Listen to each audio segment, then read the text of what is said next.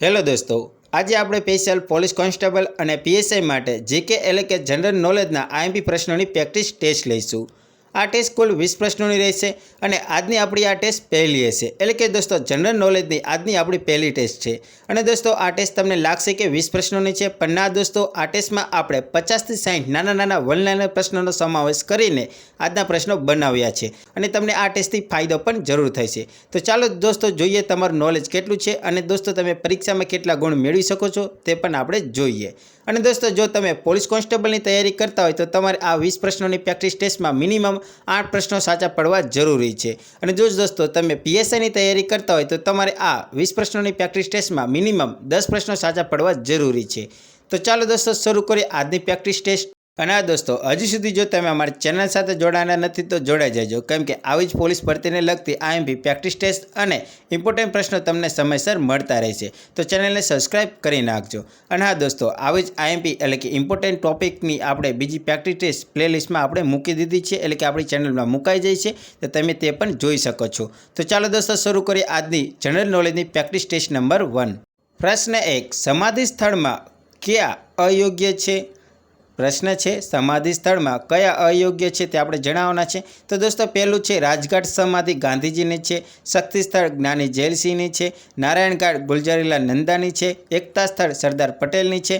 તો દોસ્તો આમાંથી આપણે ઓપ્શન આપ્યા છે કે કયા અયોગ્ય છે તે આપણે જણાવવાના છે। તો ઓપ્શન છે એ પહેલું અને બીજું અયોગ્ય છે, ઓપ્શન બી બીજું અને ત્રીજું અયોગ્ય છે, ઓપ્શન સી બીજું અને ચોથું અયોગ્ય છે, ઓપ્શન ડી આપેલ તમામ યોગ્ય છે, એટલે કે આપેલ તમામ સાચા છે। દોસ્તો આપણે બધી જ પ્રેક્ટિસ ટેસ્ટમાં આપણે 5 સેકન્ડનો સમય આપી છીએ। જો તમારે આ 5 સેકન્ડનો સમય ઓછો પડતો હોય તો તમે વિડીયોને પોઝ કરીને આન્સર વિચારી શકો છો।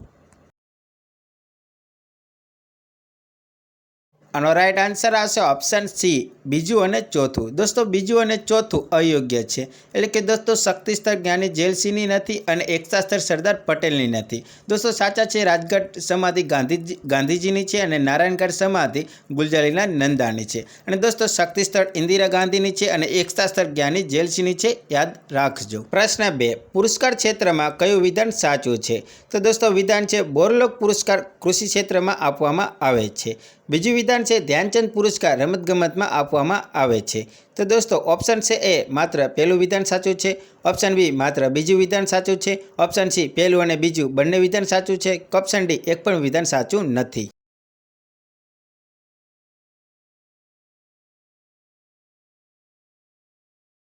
આનો રાઈટ આન્સર આવશે ઓપ્શન સી પહેલું અને બીજું, એટલે કે દોસ્તો પુરસ્કાર ક્ષેત્રમાં બંને વિધાન સાચા છે। બોરલોગ પુરસ્કાર કૃષિ ક્ષેત્રમાં અને ધ્યાનચંદ પુરસ્કાર રમતગમતમાં આપવામાં આવે છે।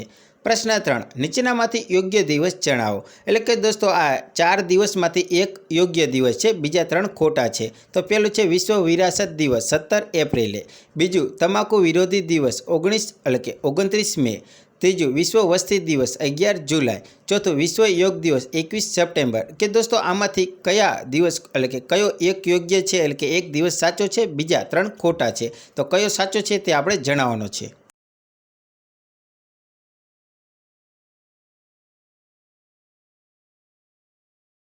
અને રાઈટ આન્સર આવશે ત્રીજું, વિશ્વ વસ્તી દિવસ 11 જુલાઈએ ઉજવવામાં આવે છે, તે એક સાચું છે। અને દોસ્તો બીજા સાચા આવી રીતે થાય કે વિશ્વ વિરાસત દિવસ 18 એપ્રિલે, તમાકુ વિરોધી દિવસ 31 મે અને વિશ્વ યોગ દિવસ 21 જૂનના રોજ ઉજવવામાં આવે છે, યાદ રાખજો। પ્રશ્ન 4, નીચેનામાંથી સાચા વિધાન પસંદ કરો। તો દોસ્તો વિધાન છે અંધારિયો ખંડ તરીકે આફ્રિકાને ઓળખવામાં આવે છે, દૂધની ડેરીનો દેશ ડેનમાર્કને કહેવામાં આવે છે, સોનેરી ઊનની ભૂમિનો દેશ ભારત દેશને કહેવામાં આવે છે। તો દોસ્તો આ વિધાન છે અને ઓપ્શન છે પહેલું એટલે કે ઓપ્શન એ પહેલું અને બીજું વિધાન સાચું છે, ઓપ્શન બી બીજું અને ત્રીજું વિધાન સાચું છે, ઓપ્શન સી પહેલું અને ત્રીજું વિધાન સાચું છે, ઓપ્શન ડી આપેલ તમામ વિધાન યોગ્ય છે, એટલે કે આપેલ તમામ વિધાન સાચા છે।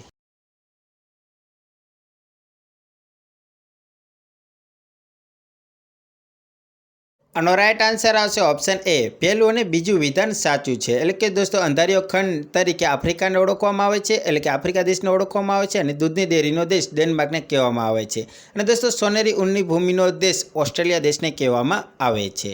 પ્રશ્ન 5, દૂધધારા ડેરી ક્યાં આવેલી છે? તો ઓપ્શન છે એ ગાંધીનગરમાં, ઓપ્શન બી ભાવનગરમાં, ઓપ્શન સી મહેસાણામાં, ઓપ્શન ડી ભરૂચમાં।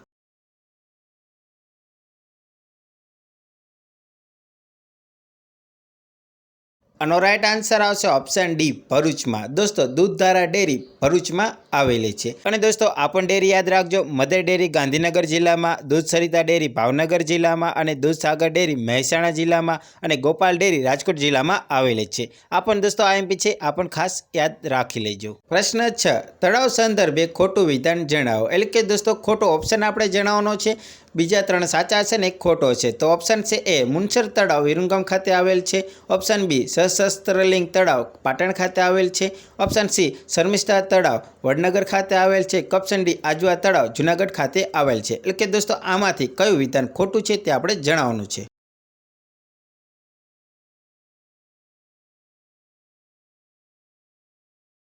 આનો રાઈટ આન્સર આવશે ઓપ્શન ડી આજવા તળાવ જુનાગઢ ખાતે આવેલું છે. એટલે કે ઓપ્શન ડી આપણો ખોટો છે. દોસ્તો આજવા તળાવ વડોદરા ખાતે આવેલું છે. શર્મિષ્ઠા તળાવ વડનગર, સહસ્ત્રલિંગ તળાવ પાટણ અને મુનસર તળાવ વિરમગામ ખાતે આવેલ છે, યાદ રાખજો. પ્રશ્ન 7, રમત અને તેના ખેલાડીની સંખ્યામાં અયોગ્ય વિકલ્પ જણાવો. એટલે કે દોસ્તો કયો અયોગ્ય છે તે આપણે જણાવવાનો છે. ઓપ્શન એ કબડ્ડીમાં 9 ખેલાડી હોય છે. ઓપ્શન બી ખોખો રમતમાં 9 ખેલાડી હોય છે. ઓપ્શન સી બેઝબોલ રમતમાં 9 ખેલાડી હોય છે, એટલે કે 9 ખેલાડી હોય છે. ઓપ્શન ડી પોલો રમતમાં 4 ખેલાડી હોય છે.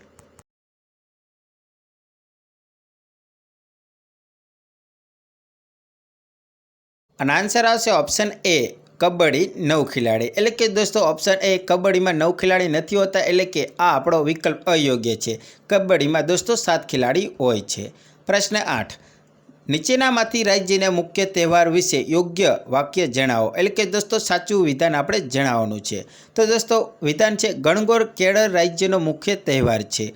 ઓણમ તમિલનાડુ રાજ્યનો મુખ્ય તહેવાર છે. ત્રીજું વૈશાખી રાજસ્થાન રાજ્યનો મુખ્ય તહેવાર છે. ચોથું ભરતનાટ્યમ આંધ્રપ્રદેશ રાજ્યનું નૃત્ય છે. તો દોસ્તો આપણે આમાંથી કયો વિધાન સાચું છે તે આપણે જણાવવાનું છે. તો દોસ્તો પહેલું અને બીજું સાચું છે.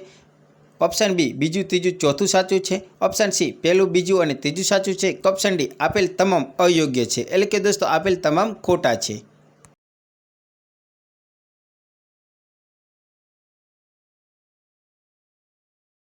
આનો આન્સર આવશે ઓપ્શન ડી આપેલ તમામ વિધાન અયોગ્ય છે. એટલે કે દોસ્તો આપેલ તમામ વિધાન ખોટા છે. તો દોસ્તો સાચા વિધાન આમ થાય છે કે ગણગોર રાજસ્થાન રાજ્યનો મુખ્ય તહેવાર છે. ઓણમ કેરળ રાજ્યનો મુખ્ય તહેવાર છે. વૈશાખી પંજાબ રાજ્યનો મુખ્ય તહેવાર છે. અને દોસ્તો ભરતનાટ્યમ તમિલનાડુ રાજ્યનું નૃત્ય છે. પ્રશ્ન 9, દેશ અને તેની રાજધાની માટે અયોગ્ય વિકલ્પ જણાવો. એટલે કે દોસ્તો આમાંથી કયું ખોટું છે તે આપણે જણાવવાનું છે. તો દોસ્તો પહેલું ભૂટાનની રાજધાની થિમ્પુ છે. બીજું રશિયાની રાજધાની મોસ્કો છે. ત્રીજું ઇટલીની રાજધાની રોમ છે. કે ચોથું ફ્રાન્સની રાજધાની પેરિસ છે. તો દોસ્તો ઓપ્શન છે એ પહેલું અને બીજું અયોગ્ય છે, એટલે કે ખોટું છે. ઓપ્શન બી માત્ર બીજું ખોટું છે. ઓપ્શન સી પહેલું અને ચોથું ખોટું છે. ઓપ્શન ડી આપેલ તમામ યોગ્ય છે. એટલે કે દોસ્તો આપેલ તમામ બધા જ સાચા છે.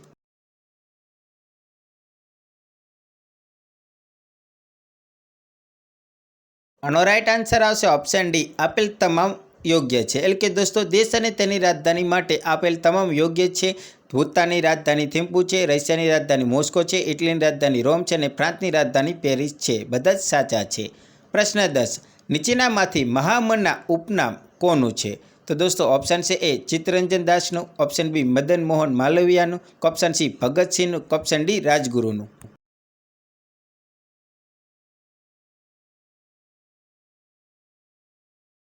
આનો રાઈટ આન્સર આવશે ઓપ્શન બી મદન મોહન માલવીયા. દોસ્તો મહામનના ઉપનામ મદન મોહન માલવીયાનું જ છે. અને દોસ્તો આ એક યાદ રાખજો કે ચિત્તરંજન દાસનું ઉપનામ દેશબંધુ છે. ચિત્તરંજન દાસનું ઉપનામ દેશબંધુ છે. ભગતસિંહનું ઉપનામ સયાજી આઝમ, એટલે કે તેમને તે કહેવામાં આવે છે. અને દોસ્તો બનારસ હિન્દુ યુનિવર્સિટીના સ્થાપક તરીકે મદન મોહન માલવીયાને ઓળખવામાં આવે છે. પ્રશ્ન 11, ભારતના પ્રથમ મહિલા વિદેશ મંત્રી કોણ છે? તો દોસ્તો ઓપ્શન છે A Sushma Swaraj. Option B Pratibha Patil, એટલે કે Pratibha Patil. Option C Anna George. Option D Indira Gandhi.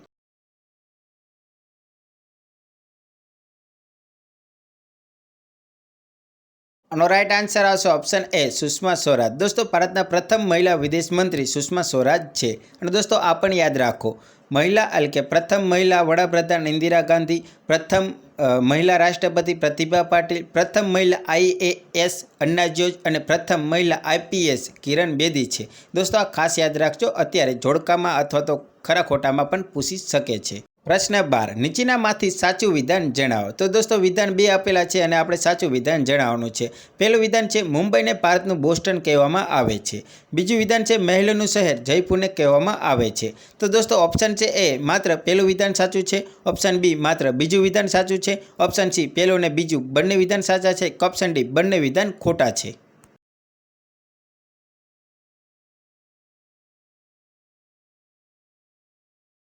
અને આન્સર આવશે ઓપ્શન ડી બંને વિધાન ખોટા છે। દોસ્તો એક પણ વિધાન સાચું નથી।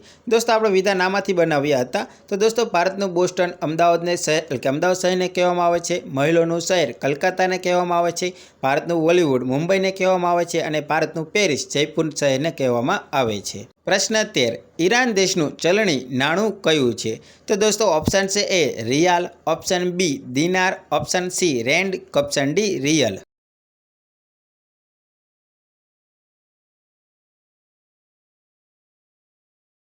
અને રાઈટ આન્સર આવશે ઓપ્શન એ રિયાલ। દોસ્તો ઈરાન દેશનું ચલણી નાણું રિયાલ છે। અને દોસ્તો દિનાર ઈરાક દેશનું ચલણી નાણું છે, રેન દક્ષિણ આફ્રિકા દેશનું ચલણી નાણું છે અને દોસ્તો રિયલ બ્રાઝિલ દેશનું ચલણી નાણું છે। આ ખાસ યાદ રાખજો। પ્રશ્ન 14 બરકત અલી વિરાણીનું ઉપનામ જણાવો। બરકત અલી વિરાણીનું ઉપનામ જણાવો। તો દોસ્તો ઓપ્શન છે A Ghayal, option B Gypsy, option C Befam, option D સહેની।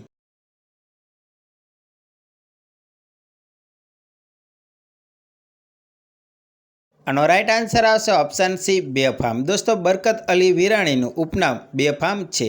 દોસ્તો આ ઉપનામ પણ યાદ રાખજો। ઘાયલ ઉપનામ અમૃતલાલ ભટ્ટનું છે, જીપ્સી ઉપનામ કિશનસિંહ ચાવડાનું છે અને દોસ્તો સહેની ઉપનામ બળવંતરાય ઠાકરનું છે। આ પણ યાદ રાખજો। પ્રશ્ન 15 ગોમતી તળાવ ક્યાં આવેલું છે? ઓપ્શન છે એ ડાકોરમાં, ઓપ્શન બી જામનગરમાં, ઓપ્શન સી ભાવનગરમાં, ઓપ્શન ડી દ્વારકામાં।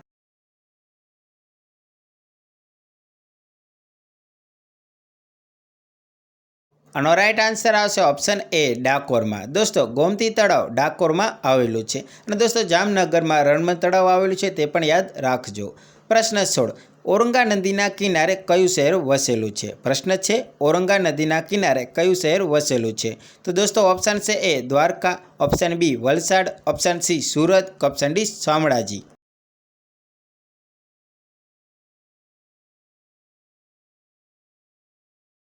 આનો રાઈટ આન્સર આવશે ઓપ્શન બી વલસાડ। દોસ્તો ઔરંગા નદીના કિનારે વલસાડ શહેર વસેલું છે અને દોસ્તો આ પણ શહેરના નામ યાદ રાખજો કે વિશ્વામિત્રી નદીના કિનારે વડોદરા શહેર આવેલું છે, મેસો નદીના કિનારે શામળાજી વસેલું છે, તાપી નદીના કિનારે સુરત વસેલું છે અને ગોમતી નદીના કિનારે દ્વારકા શહેર વસેલું છે। એટલે કે દોસ્તો આ પણ યાદ રાખજો। પ્રશ્ન 17 નીચેનામાંથી યોગ્ય વિધાન જણાવો। તો દોસ્તો 4 વિધાન આપ્યા છે એટલે આપણે સાચું વિધાન જણાવવાનું છે। તો દોસ્તો પહેલું વિધાન છે ઘુડખર અભયારણ્ય કચ્છના નાના રણમાં આવેલું છે। બીજું વિધાન છે થોળ પક્ષી અભયારણ્ય મહેસાણા જિલ્લામાં આવેલું છે। ત્રીજું વિધાન છે રામપરા અભયારણ્ય મોરબી જિલ્લામાં આવેલું છે। ચોથું વિધાન છે હિંગોળગઢ અભયારણ્ય રાજકોટ જિલ્લામાં આવેલું છે। તો દોસ્તો ઓપ્શન છે એ કે પહેલું અને ત્રીજું વિધાન સાચું છે, ઓપ્શન બી પહેલું બીજું ચોથું વિધાન સાચું છે, ઓપ્શન સી બીજું ત્રીજું અને ચોથું વિધાન સાચું છે, ઓપ્શન ડી આપેલ તમામ વિધાન સાચા છે।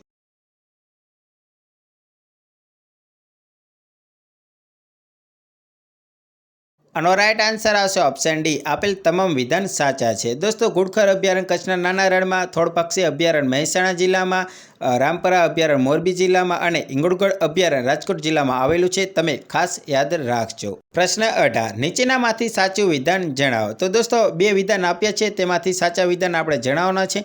તો વિધાન છે ગ્રેમી પુરસ્કાર તબીબી ક્ષેત્રે આપવામાં આવે છે। બીજું વિધાન છે કલિંગ પુરસ્કાર વિજ્ઞાન ક્ષેત્રે આપવામાં આવે છે। તો દોસ્તો આમાંથી કયા વિધાન સાચા છે? તો ઓપ્શન છે દોસ્તો માત્ર પહેલું વિધાન સાચું છે, ઓપ્શન બી માત્ર બીજું વિધાન સાચું છે, ઓપ્શન સી પહેલું અને બીજું બંને વિધાન સાચા છે, કે દોસ્તો ઓપ્શન ડી બંને વિધાન ખોટા છે।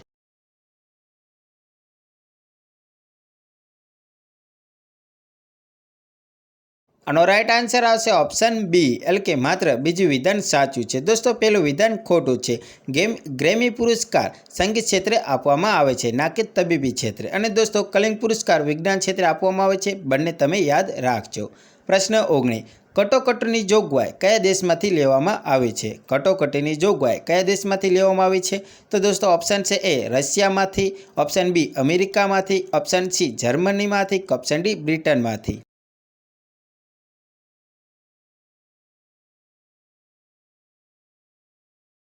આનો રાઈટ આન્સર આવશે ઓપ્શન સી જર્મની। દોસ્તો કટોકટીની જોગવાઈ જર્મની દેશમાંથી લેવામાં આવી છે, એટલે કે તેમાંથી લેવાય છે। દોસ્તો રશિયામાંથી મૂળભૂત ફરજો લેવામાં આવી છે, અમેરિકામાંથી મૂળભૂત અધિકારો લેવામાં આવ્યા છે અને બ્રિટનમાંથી નાગરિકતાની જોગવાઈ લેવામાં આવી છે। દોસ્તો આ પણ આઈએમપી છે, ખાસ યાદ રાખજો।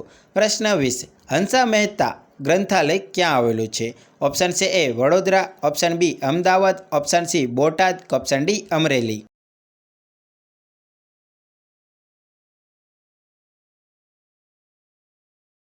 આનો રાઈટ આન્સર આવશે ઓપ્શન એ વડોદરામાં। દોસ્તો હંસા મહેતા ગ્રંથાલય વડોદરામાં આવેલું છે।